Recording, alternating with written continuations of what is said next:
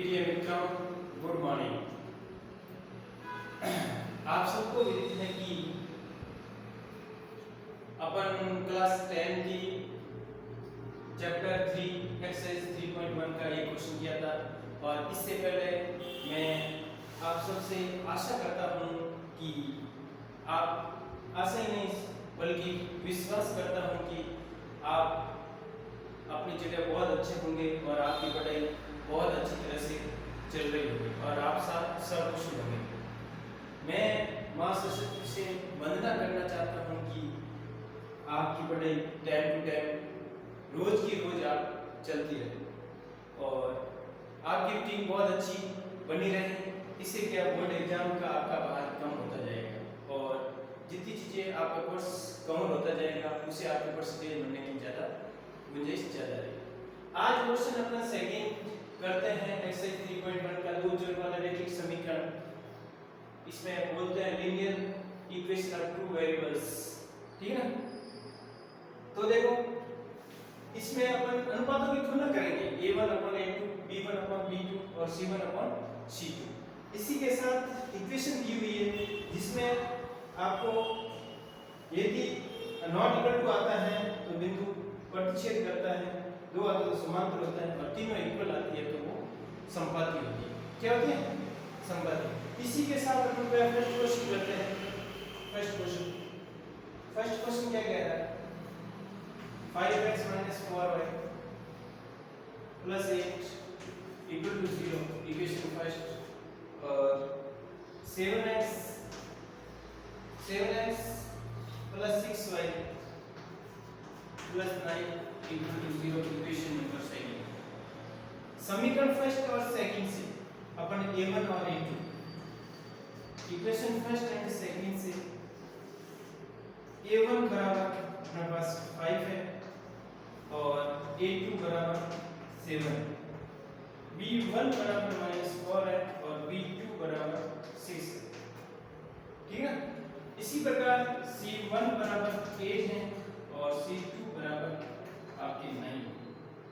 ये सब चीजें आप ध्यान रखो। इक्वेशन आपको ध्यान रखना है कि ये प्लस का माइनस का 9 आता है तो ये माइनस का प्लस माइनस आप ध्यान रखोगे तब ये क्वेश्चन आपके सही हो जाएगा, गलत होने के चांस कम होंगे। अब देखो a1 और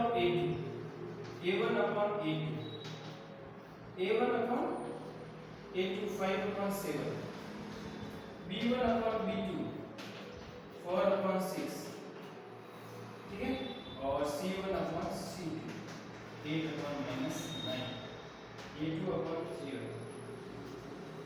2/3। तो ये सब तीनों नॉट इक्वल टू आ रहे हैं। क्या है? Not equal to. अब देखो a1/a2 is not equal to is b1/b2 is not equal to c1/c2 is not equal to।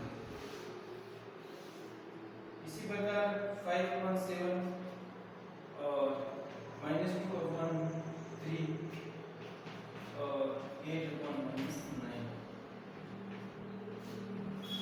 यदि ये कंडीशन आती है तीनों नॉट इक्वल टू है, तीनों क्या है?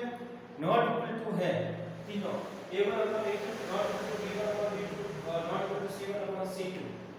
यदि नॉट इक्वल टू है तो रेखाएं एक बिंदु पर प्रतिच्छेद करती हैं। तो रेखाएं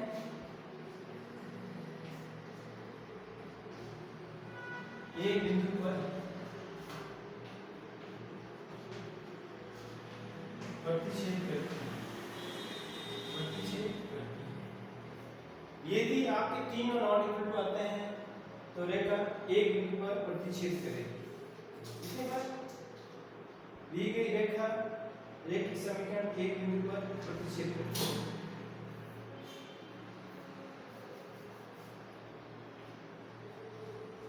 दिया गया रैखिक समीकरण रेखा एक बिंदु पर प्रतिच्छेद करती है। इसी प्रकार इसका सेकंड करते हैं। क्या करते हैं? सेकंड करते हैं।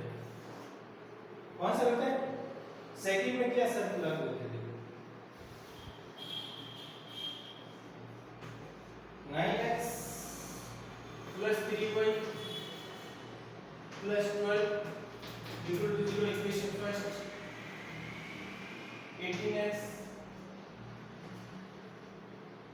प्लस 6y और प्लस 12 0 इक्वेशन सेकंड। अब देखो अब क्या करना है अपन को, क्या करना है, यहाँ पे हल लिखिए दिया गया समीकरण में, दिया गया समीकरण में a1 upon a2 9 upon 18, 9 upon क्या है 18 है, b1 अपॉन b2 3 अपॉन 6 है और c1 अपॉन c2 12 अपॉन 24। अब आपको ये विदित है कि a1 का मान इक्वेशन फर्स्ट चलेंगे a1 बराबर 9 है, a2 बराबर 18 है, b1 बराबर 3 है, b2 बराबर 6 है, c1 बराबर 12 है, c2 बराबर 24। ठीक है। अब देखो 9 बचे 9 9 2 a1 अपॉन a2 कितना है 1 अपॉन 2 है 1 और 2, b1 अपॉन b2 कितना है 1 अपॉन 2 है और c1 अपॉन c2 कितना है 1 अपॉन 2 है, क्या 1 अपॉन 2 है, क्या 1 अपॉन 2 आता है, सब में 1 अपॉन 2 आ रहा है। इसका मतलब a1 upon a2 equal to is b1 upon b2 is equal to c1 upon c2, तीनों इक्वल आ रहे हैं, तीनों बराबर आ रहे हैं, तीनों क्या आ रहे हैं बराबर, 1/2 1/2 1/2। यदि तीनों इक्वल आती हैं, क्या आती हैं तीनों इक्वल आती हैं तो दी गई रेखा क्या होगी, दी गए समीकरण युग्म संपत्ति होगा, दिया गया समीकरण युग्म संपत्ति होगा, क्या होगा संपत्ति होगा। ये शर्त आपको एकदम विशेष याद रखनी है। दो समीकरण दिए उससे a1 a2 b1 b2 c1 c2 निकालेंगे, फिर ये तीनों इक्वल आते हैं तो संपत्ति की कंडीशन लागू होती है, दी गई समीकरण ये एक संपत्ति होगा, यदि तीनों नॉट इक्वल टू आते हैं तो एक बिंदु पर प्रतिच्छेद करती है रेखा, यदि दो इक्वल आते हैं तो रेखा दोनों समांतर होगी, क्या होगी समांतर। इसी के साथ अपन क्वेश्चन और करते हैं आगे, इसके बचे हुए क्वेश्चन